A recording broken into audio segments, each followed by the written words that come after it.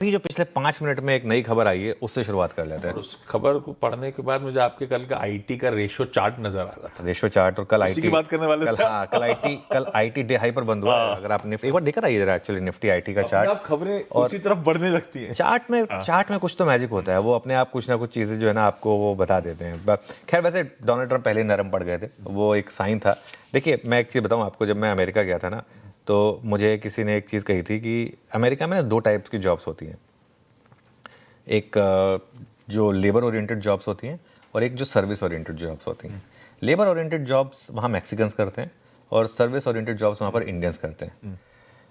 कहते हैं कि जो जॉब्स वहाँ इंडियंस करते हैं वो अमेरिकन्स कर नहीं सकते और जो मैक्सिकन्स करते हैं वो अमेरिकन्स करना नहीं चाहते। तो खैर एनीवे आज ये एक्सक्यूज़ को फ्रेश ऐड कर रहे हैं क्योंकि वो थोड़ी सी नरमी दिखाई है उन्होंने और साफ साफ कहा है कि H1B वीज़ा पर कि भाई हमें टैलेंटेड लोग चाहिए। अब वो ये भी कह रहे हैं कि हमें जब तक खुद के लोग हमारे ना इतने काबिल बन जाए तब तक तो लोग चाहिए ही ना। तो इसका मतलब एक चीज़ बहुत क्लियर है। अच्छा, और ये एक और H1B वीज़ा 73% इंडियंस यूज़ करते हैं। तो ये हमने पहले भी बात की थी कि ये थोड़ा सा इनका एक इशू रहा था। कल भी उन्होंने कहा था कि अभी Indians don't like me but that will change soon. कई बार ना बहुत छोटी छोटी चीज़ों में बड़ी बड़ी चीज़ें छुपी होती हैं। तो खैर एनीवे इसको हमने सबसे पहले एड्रेस कर लिया, लेकिन आते हैं आज के बाकी क्यूज़ पर। और आज का सबसे बड़ा क्यू है बिहार का एग्जिट पोल। और देखिए ये ना जिसे कहते हैं ना एकदम एक स्क्रिप्ट जैसे चल रही हो ना, ऑलमोस्ट उस तरीके से एक प्ले आउट हुआ। सभी के सभी एग्जिट पोल एनडीए को भारी बढ़त दे रहे हैं। हम सबसे पहले हमारे नेटवर्क के एग्जिट पोल की बात करेंगे क्योंकि वो हमारा खुद का एग्जिट पोल है। उसमें 140 से 150 सीटें एनडीए को मिल रही हैं, 85 to 95 सीटें आरजेडी प्लस मतलब महागठबंधन उसको मिल रही हैं। और बाकी तो खैर अब क्या ही बोलेंगे, ये बाईपोलर पोल है और ये एज एक्सपेक्टेड ये है। पोल ऑफ पोल्स आपके सामने फ्लैश होता रहेगा। मैं देख रहा था ज़्यादातर मैं जो सबसे कम नंबर मुझे दिखा ना, सबसे कम नंबर वो 130 का था एनडीए का। वो भी मेजॉरिटी है। तो एक मान के चलें, अब सभी तो गलत होंगे नहीं आशीष, है ना। तो ये मान के चलें कि ये मोर और लेस डन डील है। और अगर अब इसको समझिए, इसकी सिग्निफिकेंस समझिए with the caveat with the salt कि ये है एग्जिट पोल ही, एक्चुअल पोल नहीं है। लेकिन इतने सारे एग्जिट पोल सारे के सारे एक साथ गलत नहीं पढ़ने चाहिए। तो उस हिसाब से इसको अब एक बार के लिए मान लेते हैं कि ये फाइनल आउटकम है, एक बार के लिए अजम्पशन ले लेते हैं, बाकी तो परसों पता चल जाएगा। अगर असली नतीजा भी यही रहा तो ये बाजार के लिए कितना इंपॉर्टेंट है। देखिए कुछ क्वार्टर्स में बात हो रही थी कि बिहार का इलेक्शन बहुत इंटरेस्टिंग हो सकता है, स्पेशली अगर एनडीए की मेजोरिटी नहीं आती तो। वैसे मतलब वो सब एक जैसे कहते हैं ना, अगर कहानी बनानी हो तो आप कुछ भी कहानी बना दें, वो उस तरीके की बात हो रही थी।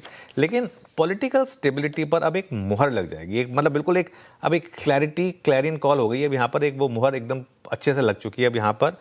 और अब काफ़ी समय तक कोई बड़ा इलेक्शन नहीं है, इस चीज़ का ध्यान रखिएगा। ये बिहार का इलेक्शन भी एक काफ़ी समय के बाद हुआ है। इस बीच में आपने झड़ी ऑफ रिफॉर्म्स देखी थी, है ना। पिछले 2 हफ्ते तो थोड़ी सी हमने वो भाई सब बिजी थे बिहार में, तो ऑब्वियसली बड़ा इलेक्शन तो सब बिजी थे, आप अज्यूम कर सकते हैं। अब इस सरकार का पूरा फोकस वापस रिफॉर्म पर होगा। अब वापस आपको याद होगा उससे पहले जीएसटी, वो rate cuts, income tax cuts, क्या क्या आया है इस साल में। तो अब वापस आप रिफॉर्म पर फोकस करेंगे। वैसे ही पिछले कुछ महीने में हमने ताबड़तोड़ रिफॉर्म्स देखे हैं। अब मेरे ख्याल से अब 3-4 और सेक्टर्स पीएसयूज पर फोकस करें आशीष। मैं थोड़ी देर में डिटेल में डिस्कस करूंगा। अच्छा, ये भी हो सकता है कि अब ट्रेड डील भी जल्दी आ जाए। अब जिस तरीके से समीकरण बैठ रहे हैं, कुछ क्वार्टर्स में ये भी था कि अभी थोड़ा सा ध्यान गवर्नमेंट का इस पर था। अब फुल फ्लेज फोकस जो है वो ट्रेड डील पर होगा। तो अब ट्रेड डील भी जल्दी आ जाए, ये भी पॉसिबिलिटी है। तो ये क्यूज़ आपके सारे पॉजिटिव है। चलिए अब कुछ और क्यूज़ बता देता हूँ। आज के बड़े नंबर्स में एशियन पेंट्स है, टाटा स्टील है, अशोक लेलैंड है, हिंदुस्तान एरोनॉटिक्स है।